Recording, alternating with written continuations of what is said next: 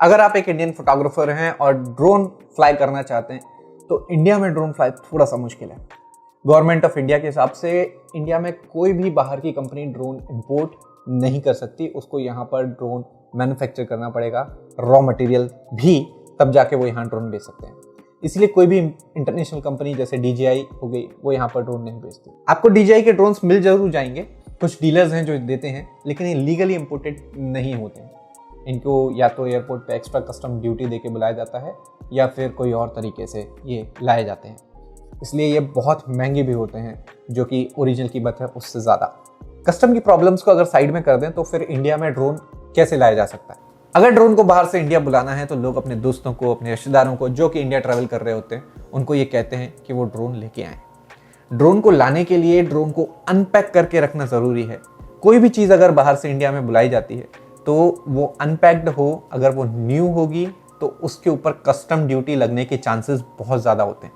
हमारे custom law 1960s के हैं अनफॉर्चुनेटली, इसीलिए 50,000 से ऊपर की कोई भी शॉपिंग अगर आप बाहर करते हैं तो उसके ऊपर 30% टैक्स लगता है। कोई चीज़ अगर अनपैक्ड होती है तो उसे पर्सनल आइटम में कंसीडर किया जाता है जनरली, तो कस्टम ऑफिसर्स आपको परेशान नहीं करेंगे और आप अपना प्रोडक्ट बाहर से इंडिया ला सकते हैं। अगर आप बाहर से इंडिया ड्रोन ला रहे हैं तो आपका ड्रोन और आपकी बैटरीज रिमोट के साथ आपके चेक्ड इन बैगेज में नहीं होनी चाहिए, आपके हैंड बैगेज में होनी चाहिए। लेकिन अगर आप डोमेस्टिक फ्लाई कर रहे हैं तो आपका ड्रोन चेक्ड इन बैगेज में होना चाहिए, लेकिन आपकी बैटरी और रिमोट आपके हैंड बैगेज में होना चाहिए। मान लेते हैं कि आपको आपका ड्रोन मिल गया किसी कस्टम की परेशानी के बिना। अब आपके हाथ में ड्रोन है तो इंडिया में ड्रोन कैसे फ्लाई करें?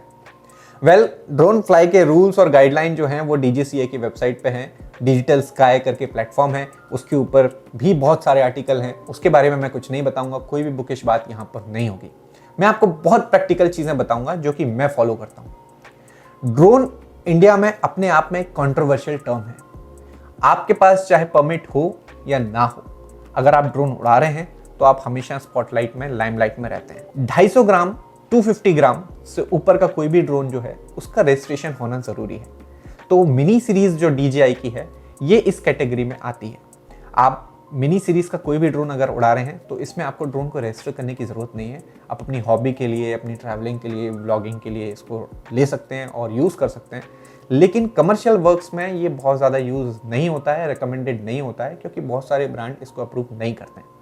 इसके ऊपर के कोई भी ड्रोन के लिए आपको रजिस्ट्रेशन करना मैंडेटरी है, तभी आप कोई कमर्शियल वर्क ले सकते हैं। 250 ग्राम के ऊपर में जो दो ड्रोन मैं कंसीडर करता हूं वो है Air2S और Mavic 3। Mavic 3 में क्लासिक भी एक वर्जन है और Mavic 3 में प्रो भी एक वर्जन है। तो आप उसमें से कोई भी वर्जन जो आपको ठीक लगे। क्लासिक 20,000 30,000 कम होता है, प्रो 20,000 30,000 ज़्यादा होता है, डिपेंड ऑफ कौन सी कंट्री से आप इसको ऑर्डर कर रहे हैं। Air2S का भी अपग्रेडेड मॉडल आने वाला है, लेकिन अभी क्योंकि रिलीज नहीं हुआ है तो मैं उस बारे में ज़्यादा बात नहीं करूँगा। Air2S एक अच्छा ड्रोन है, इसमें अपर्चर वेरिएबल नहीं है, बाकी सेंसर ठीक है इसका और इसका भी आउटपुट अच्छा है। Mavic 3 मेरे हिसाब से बेस्ट ड्रोन है। मुझे उसमें वो सारी चीज़ें मिलती हैं जो मैं एज अ फोटोग्राफर और एज अ वीडियोग्राफर यूज़ करना चाहता हूँ। अब ये आपके बजट पे डिपेंड करता है कि आप कौन सा ड्रोन उड़ाना चाहते हैं, आप रजिस्ट्रेशन करना चाहते हैं, नहीं करना चाहते हैं, उसके हिसाब से आप कोई भी ड्रोन चूज़ कर सकते हैं। ड्रोन फ्लाइंग की बात करेंगे तो एक्सपीरियंस लगभग सेम है तीनों में। इस तरीके का आपको ड्रोन में रिमोट मिलेगा Air2S में और Mavic सीरीज़ में। मिनी सीरीज में जो है ड्रोन का रिमोट बदल गया है, उसमें स्क्रीन साथ में होती है, RC रिमोट उसको बोलते हैं, RC प्रो बोलते हैं, शायद दो टाइप के आते हैं। बट एनीवे उसके अलावा बाकी सब सेम है। कंट्रोल्स जो आपके जॉयस्टिक के थ्रू होते हैं और अंदर जो फीचर हैं फोटो क्लिक करना वगैरह वगैरह वो सब सेम है। वो आप एक बार जब ड्रोन उड़ाएंगे तो आपको पता चल जाएगा। उड़ाने के लिए मैं एक बार फिर से बात करूंगा लाइसेंस की। जैसे कि इंडिया में गाड़ियाँ बिना लाइसेंस के रजिस्ट्रेशन के लोग चला लेते हैं और पकड़े जाते हैं तो उनको फाइन देना पड़ता है, उसी तरीके से इंडिया में अगर आप ड्रोन उड़ाएंगे बिना लाइसेंस के और अगर आप पकड़े जाएंगे तो आपको फाइन तो देना ही पड़ेगा। कई राज्यों में, डिस्ट्रिक्ट्स में ये नॉन बेलेबल ऑफेंस है, ये आपको बहुत परेशानी में भी डाल सकता है। तो सोच समझ के उड़ाइएगा जब भी इसे उड़ाएं। अब बात करते हैं कि ड्रोन उड़ाने के लिए क्या क्या चीज़ें ध्यान रखनी है।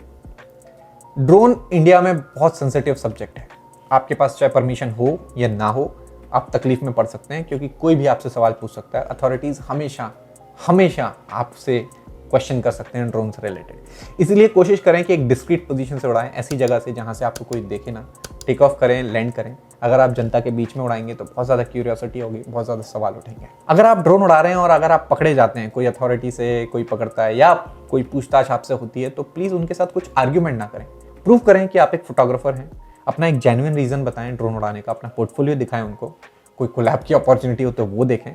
और अगर वो आपको सब करने से मना करते हैं और सब फोटोग्राफ्स डिलीट करने को बोलते हैं तो वो करें, ताकि आप इस चीज़ से बाहर आ सकें।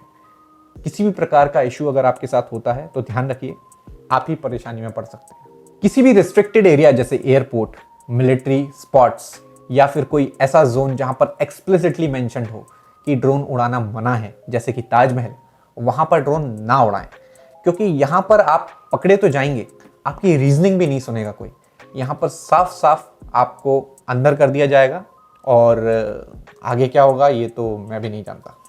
कम से कम 10 घंटे प्रैक्टिस करें अपने ड्रोन उड़ाने की किसी ओपन स्पेस में, ऐसी जगह जहाँ पर ना कोई नुकसान पहुँचाने की सिचुएशन हो और ना कोई रेस्ट्रिक्टेड जोन हो। यहाँ अगर आप 10 घंटे अपना ड्रोन उड़ाएंगे, अपने रिमोट के ऊपर आपका कंट्रोल होगा, आपके कंट्रोल्स जो लेफ्ट राइट अप डाउन और फोटोग्राफी वीडियोग्राफी, इसके अंदर टाइम लैप्सेस वीडियो लैप्सेस जो भी हम बनाते हैं, उन सब के ऊपर अगर आपका कंट्रोल होगा तो आपको फ्लाई करने में बहुत आसानी होगी। मिनिमम 10 आवर्स की फ्लाइट में रिकमेंड करता हूँ अगर आप ड्रोन में एंट्री करना चाहते हैं, ड्रोन फोटोग्राफी में तो। और सबसे इंपॉर्टेंट बात, कृपया वो नालायक इंसान ना बने जिससे आपको ही नहीं और भी दूसरे लोगों को इस कम्युनिटी में तकलीफ हो।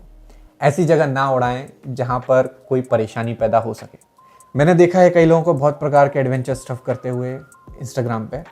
कोई चलती ट्रेन के नीचे से FPV ड्रोन निकाल रहा है, कोई उसके सामने से लेके जा रहा है, कोई इलेक्ट्रिक लाइंस के बीच में से निकाल के लेके जा रहा है, और all kind of stuff. I mean मैं क्या ही बोलूँ।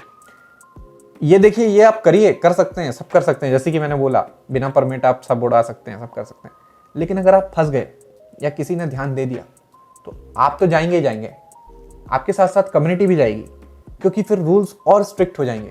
तकलीफ उन लोगों को भी होगी जो कभी इस तरीके के काम नहीं कर रहे हैं। तो इसीलिए डोंट बी दैट पर्सन जिसके कारण बाकी लोग भी समस्या में हैं। तो ये थी ड्रोन के बारे में वो सारी जानकारी जो मुझे पता है। मैं उम्मीद करता हूँ आपको ये हेल्पफुल रहेगी। और इसके अलावा अगर आपका कोई सवाल हो तो वो कमेंट सेक्शन में मेंशन कीजिए, मैं खुशी खुशी उसको जवाब देने के लिए तैयार हूँ, अगर मुझे पता होगा तो। मैं लगातार इस प्रकार के वीडियो डालता रहूँगा, तो कृपया करके एक छोटा सा फॉलो ज़रूर करें। सब्सक्राइब बोलते हैं ना यूट्यूब में, मैं नया हूँ तो। इसी के साथ थैंक यू, धन्यवाद, नमस्ते, राधे राधे। चलो, हो गया। I think I am done.